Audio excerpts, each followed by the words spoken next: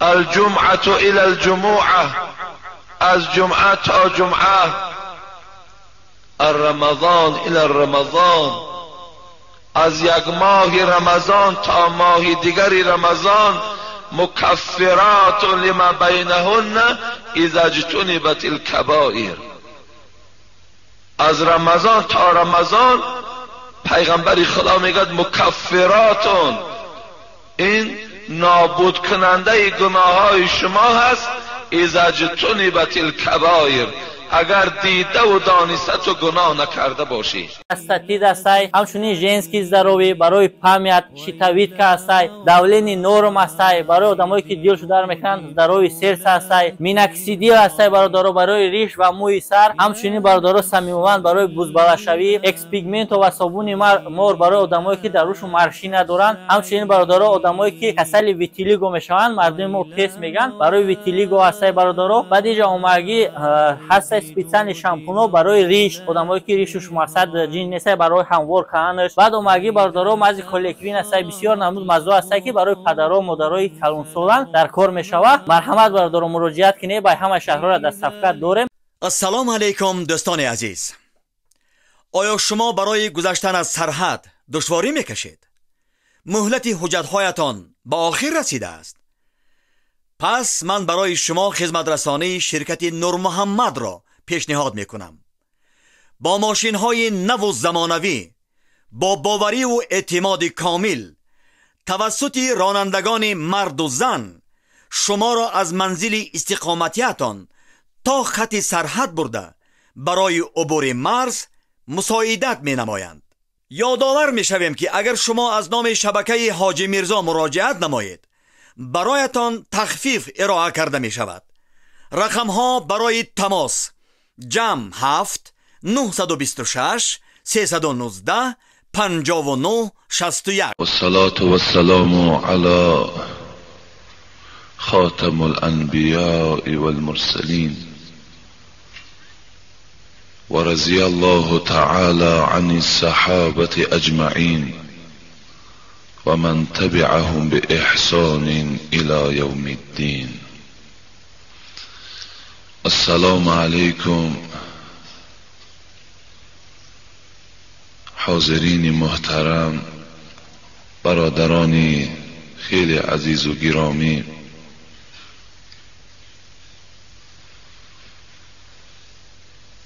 اولا همه شما بندگان خدا را به این روزهای خیلی پرفیض و پراجر، چه از فرا رسیدن ماه مبارک رمضان و چه از این بهترین روزهای هفته، روز جمعه، تبریک و تهنیت میگویم و از پروردگار همچه یک بنده گناهگار التجا دارم که خدای مهربان این یک ماه رمضانی که پس فردا بالای ما و شما می آید، خدای این با یک تنی صحت و با یک وقت خوش و با تمام گرفتن ثوابهای این یک ماه و همه ما بندگانش خداوند نصیب بگرداند. و خدای مهربان گذشتگان این جمعیت ما را رحمت و مغفرت بگردانی، بیماری ها ما شفای کامل و شفای عاجل نصیب و روزی بگردانی و تمام مسافرانی که از این شهر، از این جمهوری و تمام آن دادرانی که از ما خواهش کردند در سفر هستند، خدایا سفرهای همگی را با خیر و با برار بگردانی و صحت و سلامت خدایا به خاندانشان برسانی. پیغمبری خدا گفتند نعمتان مغبون فیهما کثیر من الناس، الامن والعافیه. دو نعمتی هست که امتان من این دو نعمت را گم کردند. یا گوییم دو نعمتی هست که بندگان خدا این دو نعمت را گم کرده اند، میرسند با قدر این دو نعمت بعد رفتن از دست. که این دو نعمت کدام بود؟ یکی تنی صحت و یکی آرامی. خدایا بدنهای ما را همیشه صحت و سلامت نگه دار. خدایا این دولت تاجیکستان همیشه آرام نگه دار. خدایا صلح و آسایشتگی و یکدیگر فهمی را خدایا همیشه در این حکومت ما برقرار و بردوام نگه دار. و خدایا رئیس جمهورم که برای بهبودی این دولت تاجیکان سعی و کوشش ها دارد و همه ما وظیفه‌دار هستیم که در حق ایشان دعا کنیم. خدایا عمر دراز و توفیق در بندگی و در همه نیت‌های نیکش خدایا ظفر نصیبشان بگردانی. آمین و رب العالمین. جمعه پیشین ما با شما وعده کرده بودیم که در اطراف زکات و ثواب زکات و کسانی که زکات نمیدهند چی وعید از جانب پروردگار است و شما صحبت میکنم. لیکن متاسفانه این هفته گذشته کلا ما در سفر بودیم که حتی دیگر فرصتی گوییم کتابینی هم نشد. خیلی راهی درازم طی کردیم و این الحال یک چند ساعت پیش از ما همون حاجی داملا به نام سیف الدین خواهش کردن که تمام این مردم درغ بعد نماز بامداد گفتن که به داملا تلفن کن و از تمام مردم کولاب طلب کن که در حق ما دعا کنن. ما به ناحیه عینی رفتیم. از ناحیه عینی باز یک خیلی گوییم راه دراز قریب 6-7 ساعته دیگر بالا با بالای کو که درغ می گفتند که این کلمه های پیشینه سعودی بود از درغ شریف. خیلی گویم یک سیاحت پرثواب.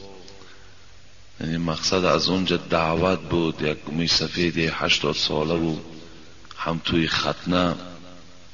الحمدلله که البته گویم خیلی معرکه های خوب و دلچسب به انجام رسید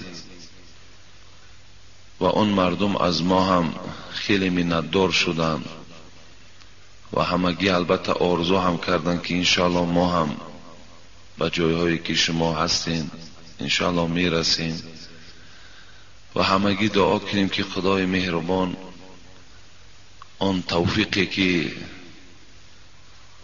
خدا به آنها نصیب گردانیده است باز هم بیشتر خدای مهربان نصیبشان بگرداند و خداوند همون درغ شریف را پرفیض و پربرکات بگرداند و همه آفت و بلاها را خدا از همون درغ شریف دور بگرداند. آمین و رب العالمین.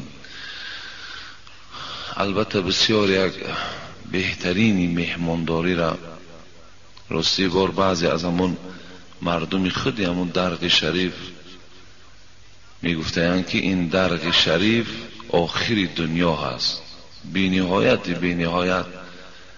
گویم در یک مکان جایگیر است که اگر انسان رود میگوید شاید که اینها از همه مدنیت دور باشند، لیکن در اصل تا جایی که ما اونها را چیزی آموزیم ما از اونها بسیاری چیزها را آموختیم. بی نهایت مهمانداری در اوج عالی هست. بی نهایت بسیار مردمی با فهم، مردمی با مدنیت، مردمی که بی نهایت از علم هم دنیا و هم اسلام آگاه. خیلی گویم نماینده های زیادی از همون درغ شریف در تاجیکستان، در دوشنبه، در پایتخت بسیار در یک زینه های بلند کار میکنن. یک قشلاقی که شاید 200 خواجگی دارد و خلاص، از همین 200 خواجگی اعلان کردن که بهترین عربی شناس تاجیکستان در وزارت کارهای داخلی، وزارت کارهای خارجی کار میکند. این از همون درغ شریف است. و چند مشاورهای رئیس جمهور هم از درغ شریف، چندین نماینده ها در اکادمیک هایی که دایر به شناختن رستنی ها، بهترین شخص ها را از اونجا البته نامگیر کردند. بسیار نیک می شود که اگر جوانای ما هم در این شهری که زندگی داریم همه شرایط ها را خداوند برای ما و شما فراهم داده است، چه از گرمی و چه از آب و چه از عمارت های زیبا، اگر این گونه نماینده ها از شهر ما هم که شوند، این یک مایه افتخار شهر ما و شما می شود. از این خاطر من چند سوالی که هست، قریب که خیلی سوالی هست، اگر 10 جمعه که پرده پر جواب گویم تا حال سوال ها وجود دارن، این جمعه را خدا خواسته باشد من در اطراف بعضی از سوال ها می بخشم و جمعه آینده خدا خواسته باشد از همین فضیلت ماه مبارک چیزی برای شما بیان کنم به خاطر این ماه و بعدا انشاءالله در باب زکات صحبت میکنم. پیش از آنی که به این سوال ها من جواب گردانم، حبیب خدا صلی الله علیه و سلم گفتن من صام رمضان ایمانا و احتسابا غفر له ما تقدم من ذنبه. حبیب خدا گفتن اگر کسی که این ماه مبارک رمضان که الحمدلله انشاءالله روز یک شنبه آغاز این ماه مبارک است، اگر کسی که از این روز این ماه مبارک ایمانا و احتسابا، از روی ایمانداری، از روی اخلاص اگر روزه دارد، غفر له ما تقدم من ذنبه. حبیب خدا گفت تصور کند که پروردگار تمام آن گناهایی که مقدم پیش انجام داده بود الله همگی را مغفرت می‌گرداند. تمام آن گناهی که شما از رمضان گذشته تا این رمضان انجام دادید، پروردگار میگوید اگر این ماه را شما به خوشنودی پیشواز گیرید، از آمدن این خوشنود شوید و این از روی ایمانداری و اخلاص اگر روزه گیرید، الله یک ساله گناههای شما را مغفرت میکند. خیلی بشارتی بلند است، خیلی مکافات عظیم پروردگار به خاطر این ماه مبارک به ما و شما نصیب میکند. در حدیث آی رسول اکرم میگذارد از صلوات الخمس، از نماز، از یک نماز تا نماز، الجمعه الى الجمعه، از جمعه تا جمعه، الرمضان الى الرمضان، از یک ماه رمضان تا ماه دیگری رمضان، مکفرات لما بینهن اذا اجتنبت الکبائر. از رمضان تا رمضان پیغمبر خدا میگد مکفراتون، این نابود کننده گناه های شما هست، اذا اجتنبت الکبائر، اگر دیده و دانسته تو گناه نکرده باشی، اگر تو قصدن گناه کرده باشی، این البته بخششی بین رمضان داخل نمی شود.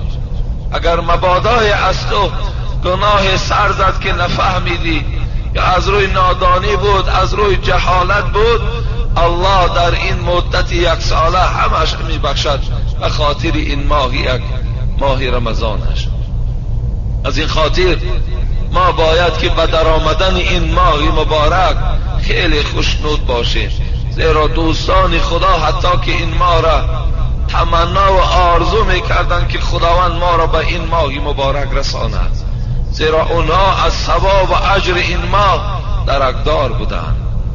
از این خاطر خیلی و خیلی در این ماه حرکت کننده باشیم، کاری کنیم که این ماه از ما و شما بیهوده صرف نشود. الحال من اعلان ماه مبارک برای شما کرده ایستادم. زود است والله که زود است که این ماه از ما و شما میگذرد. باز یک روز اگر حیات باقی باشد از همینجا اعلان میکنم که برادران عزیز فردا عید است، بسیار تیز میگذرد.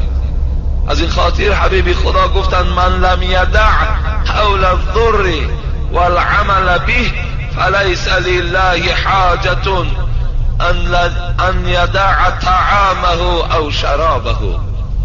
حبیب خدا گفت کسی که در این یک ماه مبارک رمضان سخن دروغ، غیبت، بهتان اینها را ترک نمی سازد، پروردگار حاجت ندارد که وی خامی نوشد خامی خورد، بر روزه او دیگر پروردگار هیچ حاجتی ندارد.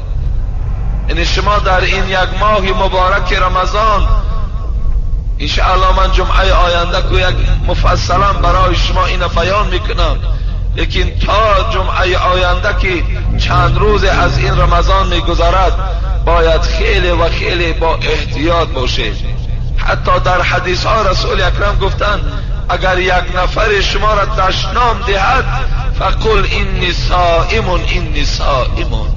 در جوابش دشنامش نده، بلکه بگو من روزدار هستم ای بنده خدا، من روزدار هستم. حتی در گوییم که گوینده دشنام شما باید که دشنام ندهیم، بلکه گوییم ما روزدار است ای ما روزدار است. بسیار با احتیاط باشین. این یک فضل پروردگار است که اگر خداوند ما و شما را در این ماه زنده نگه دارد بسیار یک ثوابی خیلی زیاده دارد. و در این یک ماه مبارک اگر شروع کنیم از سحرخوری که حبیب خدا گفتند تسحروا فإن فی السحور برکتا، شما سحرخیزی کنید، شما سحر خوراکی کنین، یعنی سحر آن طعامی که تیار میکنند آن طعام ها را استفاده برین، زیرا که در سحرخیزی این برکات است. یعنی شما اگر مبادای قوت داشته باشین که تا بیگاه چای ناخورده و خوراک ناخورده استادگری کنید، این هم رسول اکرم گفتن ثواب ندارد تا زمانی که تو سحرخیزی نکنی. باید شما سحرخیزین، از چیزی که نباشد حتی یک لقمه هم که باشد خورید و بعدا از اون می توانید که شما اگر صبح ندمیده باشد شما خواب کنید تا صبح دمیدن. لیکن اگر سحر برای سحرخیزی نخیستی در این برکت نیست، در این روزه تو فیض نیست. گفتن پیغمبر حتی که رسول اکرم گفتن فرق بین رمضان مسلمان ها و بین روزه اهل کتاب فقط در سحرخیزی هست. فرق بین روزه ما و فرق بین روزه نصرانی ها فقط در سحرخیزی گفت که اونا در سحر نمیخیزن، مسلمان ها باید در سحر خیزن. باید شما سحرخیزی کنید، اگرچه یک پیاله آب چای هم که باشد همون نوشیم برای خاطر برکت و فیضش، برای خاطر سخن حبیب خدا که امر دارد که شما سحرخیزی کنید. لیکن بسیار دادرای عزیز و پدرای مهربان این ماه خیلی ماه نازک است. نازکی است از جهت چی است که از جهت شما خیلی با احتیاط باشین در خوردن طعام ها، که باز برای یگان دشمن دین و اسلام دستک نشود که این ماه رمضان همش درد و همش بیماری می آوردگی است. شما در خوردن همون طعام هاتان خیلی با اهمیت باشید که طعام های گرم قطعی شما چه از قسم سحر چه از قسم بیگاهی روزه شکاری کنید و روزه داری کنید. فقط با طعام های گرم وقت خودش خنک شده است، از طعام های خنک، از هر گونه طعام های گوییم که اگر یکان شب مانده و دیگر استفاده نبرید، شاید که اونها سبب شوند شما بیمار شوید. بعضی بعد نامسلمان های وجود دارند که این روزه خودش چی است؟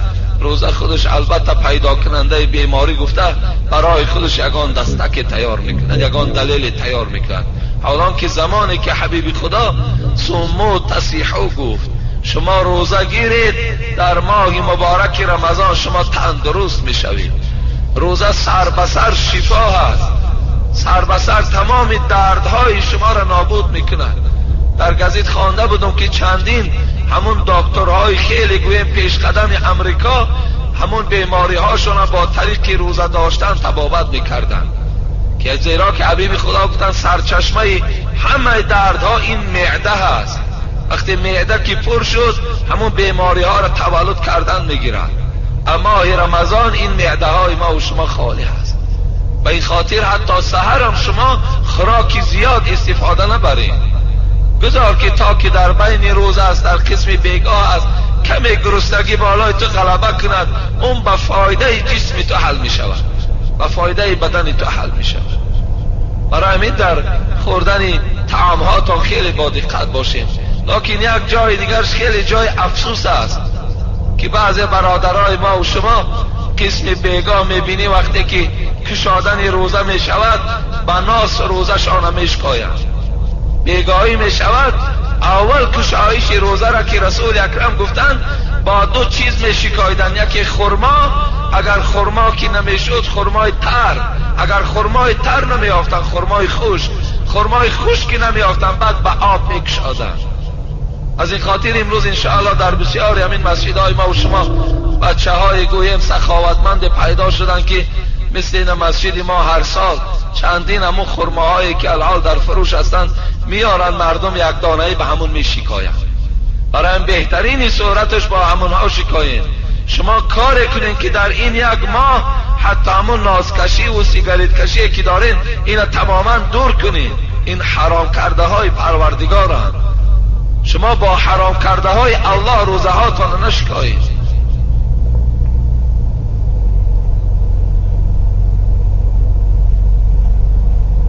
و در نمازهای تراویح، در نمازهای تراویح هم همون امام هایی که البته وجود دارن نه آنقدر سراسیمه نمازهای تراویح را خوانند، نه تیز و گویم نه آنقدر گویم ملایم هم. چگونه ای که رسول اکرم در حدیث های مبارک میگوید هر وقت هایی که یکی از شما امام شدید فلیخفف، باید که نمازها را سبک خوانید. فإن فيه صغیر و الکبیر و السقیم و الضعیف و هر گونه یاد می شود. زیرا اینکه در این جمعیت های شما پیران سالا هستند، در این جمعیت شما بیمارا هستند، در این جمعیت شما خردسالا هستند، در این جمعیت شما کسانی هستند که گویم یگان کار دارن، یک شتاب دارن. از این خاطر گفتن نمازهاتون سبک کنید. لیکن نه اونقدر سبکه که دیگر گویم حتی همون تلفظ حرف ها مشاهده کرده نشود. این همون حتی همون تلفظ حرف ها براید، یعنی قرائت یا همون قرآن منطب که تجوید قرآن شود. این حالت انشاءالله در نمازهای ما و شما یگان نقص کمبودی پیدا نمی شود. انشاءالله این جمعهش این خدر برای ما و شما کفایت میکند. جمعه آینده خدا خواسته باشد در اطراف این یک ماه مبارک برای شما صحبت انشاءالله انجام میدهم.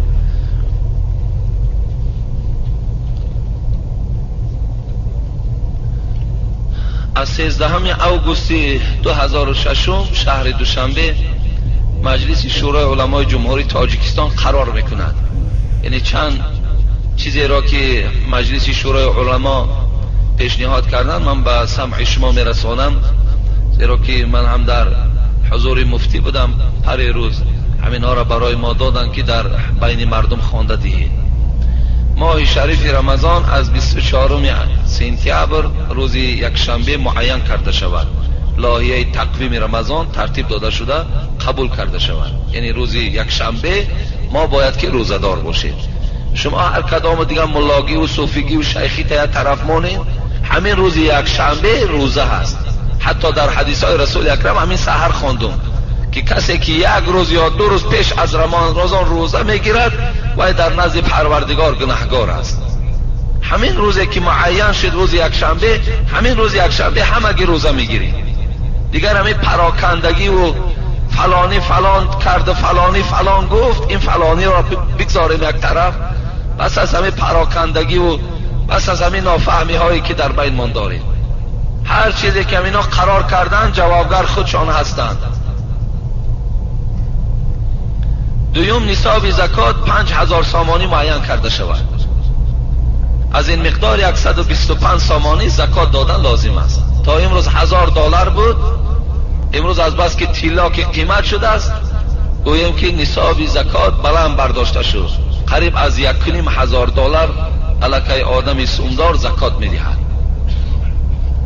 یعنی 5000 سامانی 125 سامانی باید که زکات دهد. صدقه فیتر موافق معیار شرعی 1 کیلو و 822 گرم گندم یا با قیمت امروزه بازار 1 سامانی معین کرده شود. یعنی اثر هر یک نفر 1 سامانی صدقه فیتر میدهیم. انشاءالله این واجبی هم از گردنمان بیرون کرده می شود. و شعبه فتوای مرکزی اسلامی سفارش داده شود که موعظه های امام خطیبان را بررسی و مکمل نموده با تمام خطیبان مسجد جامعی جمهوری رسانند. ختم قرآن در ماه مبارک رمضان موافق نقشه شورای علمای جمهوری گذرانیده شود. یعنی در بسیاری مسجدها ختم قرآن گذرانیده می شود. انشاءالله در این جایهای ما و شما هم این ختم قرآن ساعت دارد می آید. در ما و شما هم باید که با ختم قرآن گذرانیده شود. مقصد از ماه رمضان هم این ختم قرآن است.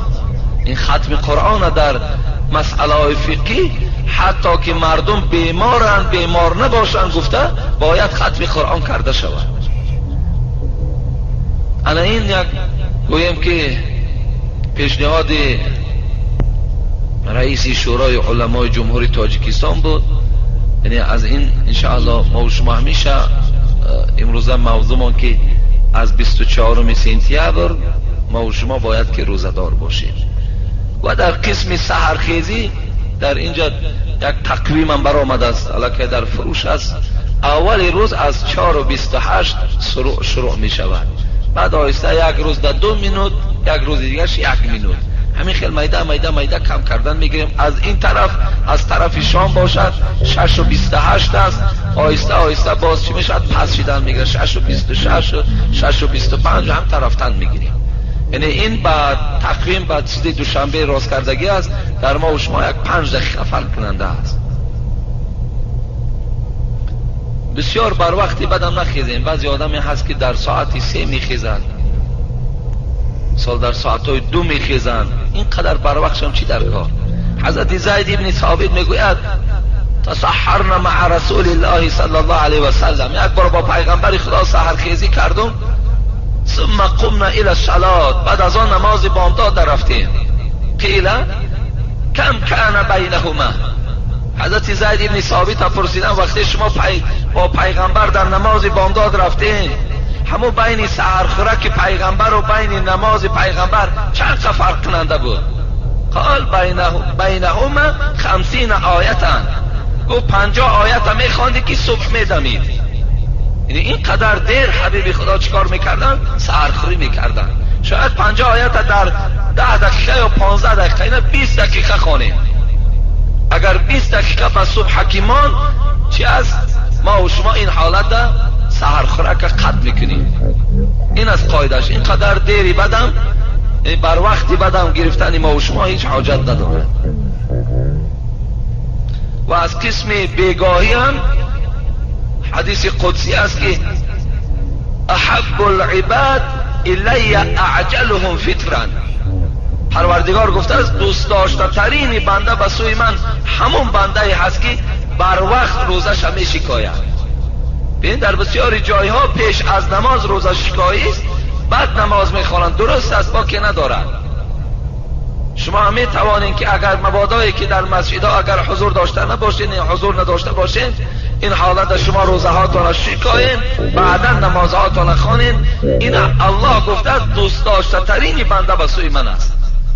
زیرا شما در اصل اگر در نماز هم که قایم باشین همه خیال شما به سوی طعام است. از این خاطر شما روزه هاتون شکایین، خاطرتون از طرف طعام جمع کنین، بعدا نماز خوانین. این ثواب است. السلام علیکم بابای حاجی مرزا، التماس با سوال من جواب گویه. نماز قضای همین روزه را در مسجد جماعت خواندن با امام درست است یا نه؟ درست است. اگر همین روزه نماز قضای جماعت باشد در مسجد، اگر با جماعت قوم پیشین باشد یا قومی هستند در مسجد نماز میخوانند، همگیشان گوییم که نماز پیشین قضا کردند. این حالت اگر همگی با جماعت در مسجد اگر همون قضای پیشین خوانند درست می شود. لیکن دیگر روزهاش در مسجد ما قضا را جماعت نمی کنیم، زیرا خود قضا کردن گناه است. باز وای وقتی در بین مردم نشان میده که من قضایی خوانده ایستادم، یعنی گناه خود آشکار در بین مردم نشان داده ای، اینش الکی صاحبان کتاب اجازت نمیدهند. زنها میتوانند که نماز تراویح یا اینکه نماز 5 وقته را جماعت خوانند. اگر امام زن باشد در آخر سلامتی بر شما از خدا طلب دارند. یعنی در این ماه مبارک اگر یگان زنی گوییم با فهم و زنی گوییم که از مسئله و مسائل درکدار باشد، خوب می شود که اگر یک جماعت آراسته کنند و زن در حالتی که پیش می دراید مثل مردها پیش نمی دراید، در همون صف اول می ایستد، نماز تراویح همون زنها را خوانده می دهد. یعنی بعد چه از پیش چه از بعد او اگر بین زنها گویم باز یگان موعظه ترتیب دهد و زنها را گویم از همه حکمهای پروردگار خبر دهد، این انشاءالله یک تعلیم و درس است. اگر چنده که نماز 5 وقته را برای زنها در مسئله فقه حنفی کراهیت گفتند، لیکن اگر جماعتشان کراهیت هم که داشته باشد، لیکن پهلوهای ثوابشان خیلی زیاد است، خیلی خیلی زیاد است. از این خاطر می توانند زنها که در این ماه جماعت ترتیب دهند، یگان زن عالمه را پیش درارند، همون در صف اولشان نمازشان را خوانده دهد، خوب است، این نیک است. لیکن در برابر این باز چیکار کنند؟ باید که